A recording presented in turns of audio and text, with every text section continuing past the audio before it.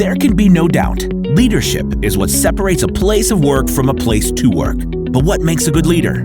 Welcome to OnPoint, a thought-provoking podcast on leadership. It's for leaders. It's by leaders. Here are your hosts, Jim Livingston and John Nielsen. Hi, and welcome to episode 2, season 2 of OnPoint. In today's session, we're going to talk about one of the topics that is quite often underrated, but it's one of the key areas that leaders need to focus on, and that's stakeholder engagement. So, John, let's talk about stakeholders. I mean, if you think about your career at Microsoft, obviously engaging with stakeholders was a pretty big thing, as part of your job. What do you consider as stakeholders? In fact, great question. Stakeholders is anything starting from within your team to people at peer level and managers and senior leaders in the company above you. So it's really 360. So anyone can be a stakeholder. Yeah, it's actually written in the name. A stakeholder is anyone who has a stake in your team, the product you're working on, the department you're in, your organization. And by stake, I mean, are they impacted or are they involved in any way? Do they stand something to gain? Do they stand something to lose? That's what a stakeholder is, right? So if that's a stakeholder, what's stakeholder engagement and why is it important? Yeah, so for me, engagement is really the relationship you have. How do you, first of all, earn that relationship? Then after earning it, how do you manage it and maintain it? So it becomes a very powerful one. Yeah, so that's really engagement for me, how you connect, communicate, and do stuff together. Yeah, it's interesting, when you talk about engagement, when you get married, that's the start of that is an engagement. And it's really the same process, which is when you're working with people, it's a relationship. Yes. And how you engage with those people really does influence, how they support you, how they don't support you, whether they collaborate, whether they compete. That's really the engagement piece. So if we can't engage with people the right way, we're not going to get that support when we need it. And I think when you start to think about who are they, because they all have a different role, but also there's a priority. You cannot say everybody is my stakeholder, you're going to get very tired. So this is the point. Not all stakeholders are created equal. Some stakeholders are more important than others.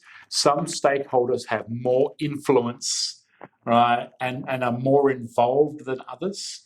So it really does depend on whatever it is that you're working on. Exactly. You could have someone that has high influence and high involvement, and they would be one of your ultimate key stakeholders. Exactly. You could have someone who is highly influential but not involved, right? They require a different approach. Yes. So how you actually engage with different stakeholders will vary depending on the type of stakeholder it is. Exactly. We can't treat them all the same. Yes. Right, and this is really key.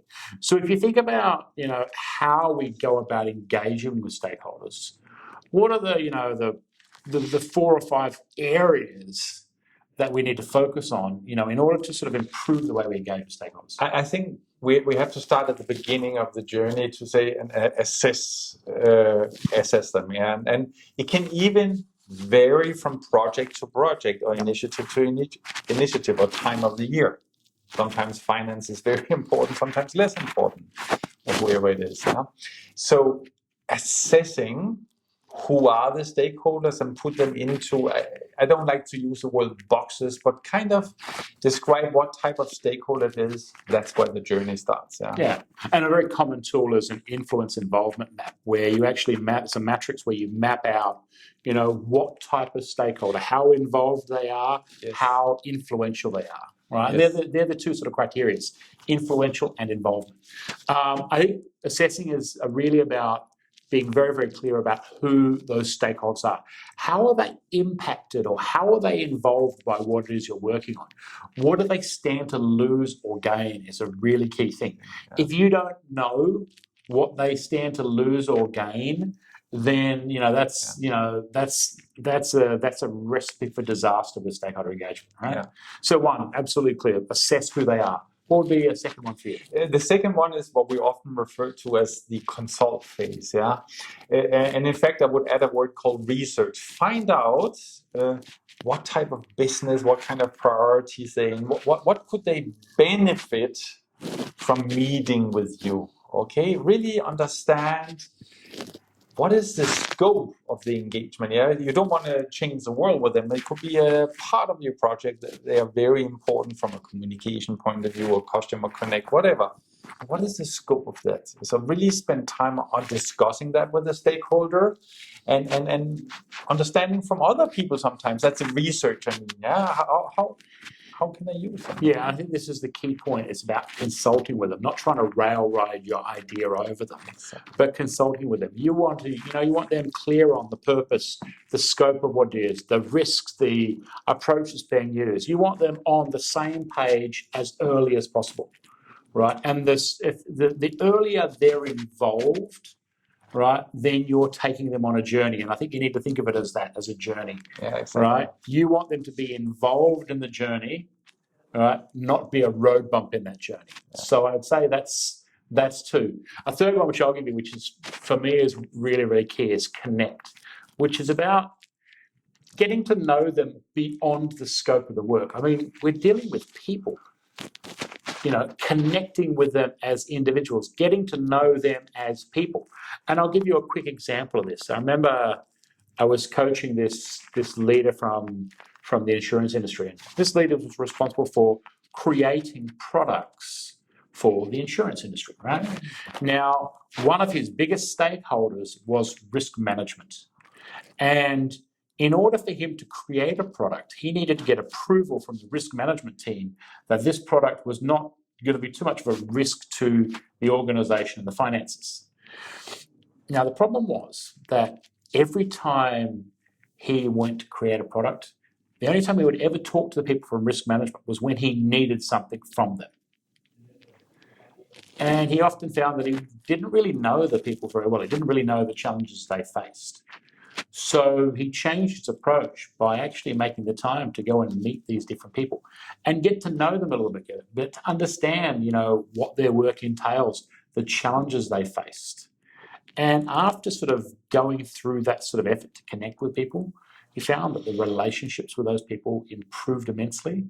And when it did actually come time to asking for their support on projects, right, he found he got much less resistance from them after there was a better connection. So, I think the connection piece is super important. I couldn't agree more, which brings me to a fourth aspect of this, which is really the collaborate stage, yeah? Because often it feels like you have to fight to get time with the stakeholder, okay? But if you really do what you just did there, and it's more than just when I'm in trouble or need them, yeah? It's like a win-win. They really look forward to meet with you. You don't have to fight to get the meeting and say, okay, of course you're going to get 15 or half an hour on my calendar to really talk about the success, yeah? Because this is a win-win. It's not only for me, it's also for them to make sure that they gain something. Because what's the point if it's just about me? Everybody has to kind of have a benefit. Yeah. And collaboration really does build on consulting in that, it's really about co-creating what success looks like for the project, for us, for them, and making sure that everyone knows what it is we're working towards, how we're going to benefit from it collectively and how we're going to measure it. So I think that would be sort of really key, is that collaborate piece as well. Yeah. So we've got assess, really, really understand them, consult with them, get them involved, get them on the same page, connect with them beyond just the project, and really do it in a very collaborative manner. It can't be a us and them approach. It's got to be a we approach, right? I think that's really key. If you were to think of like 3 golden nuggets, absolute must-dos, what would those must-dos, what would one be? I think really, again, it always starts with taking time to understand who are my stakeholders. It's a very dynamic thing, so it can in fact change throughout the year. But constantly check in and say, who are they and have they changed? And why do I want to meet with them? Who are their stakeholders and why are they a stakeholder is really important, right? You need to be clear about who are your stakeholders. I'll give you a quick example of this. I remember I was coaching a leader. This is a leader in government who was responsible for doing products for the whole of government. And he was working on a project, on a product which was going to be distributed across all of the governments. And he sat down and mapped out who all the stakeholders are. He thought about who are they, how are they different, how do they communicate, what's their personality, what's in it for them, what's in it for me. And he came back with this really, really good map of who the different stakeholders were, right? How we needed to engage with them differently, and how we needed to sort of improve and communicate with them, which was really, really key. Yeah. So I think that's a key thing. What would be a second one? A second one, which is just so important to me, which is really preparation. It sounds very boring, but before you go into a meeting with a stakeholder, which is really key to know his world, his issues. The more prepared you are, you come into that conversation with him or her, understanding their strategies, their challenges, and you have really prepared yourself, they will really love that and spend even more time. Again, it's not just about you, it's about understanding their situation, their world, and kind of how can you potentially help to solve some of their problems. But preparing for that conversation and really think a little bit, do your homework before just going in and say, oh, our next meeting is up. That is not good. Okay, preparation. Yeah, and in the sales world, there's this expression, right? There's this saying, which is, if you can show me a better way to do something, I'll be more willing to buy from you than you are to sell to me. And I think this is the key point, which is if you understand people enough and you can show them a better way to do something or how your product or whatever it is you're working on is going to benefit them, yes, they're going to be more willing to support you than you need to actually ask them for support. Yes. So I think this is where the consulting piece and getting connected with them. Yeah. Okay, that's two. What would be number three? The last one, and since you said it, it's in my mind. It's like a relationship, being engaged, being married. Yeah, invest in it. Okay, I think whenever you haven't identified them, you know the topic. There's a win-win situation. Make sure you really meet and kind of nurture that relationship beyond just business. Get to know the person. Go a little bit beyond scope. Be creative about the future. But investing in that is, for me, very important to go a little bit further than just the business. Yeah, I can't agree more. I mean, we forget this. We can't treat this as products, projects. Right? Yeah. It's people. Yeah. And the better you know people, the more connected you are with people, then the more, the better that relationship is going to be. You want stakeholders who give us constructive feedback, not complain. You want stakeholders who, encourage, support, and help drive what you're doing, not stakeholders who put road bumps in the way. Yes. And that doesn't happen if we're not really, you understand them, you're connecting with them, you're consulting with them, you're getting them involved, you're collaborating with them. It doesn't happen. Exactly. And then you have it. That's some of our sort of thoughts on stakeholder engagement. It's not rocket science, but it is one of the most key skills that any leader should possess. And don't think of it in terms of just senior leaders. How well have you assessed your people? How well are you consulting with your people? How well are you connecting with your people? How well are you collaborating with your people? All the best teams have these elements sort of working with them. You've been listening to OnPoint, a thought-provoking podcast for leaders by leaders. Want to keep up to date or come on the show? Please visit www.northpoint-training.com/onpoint.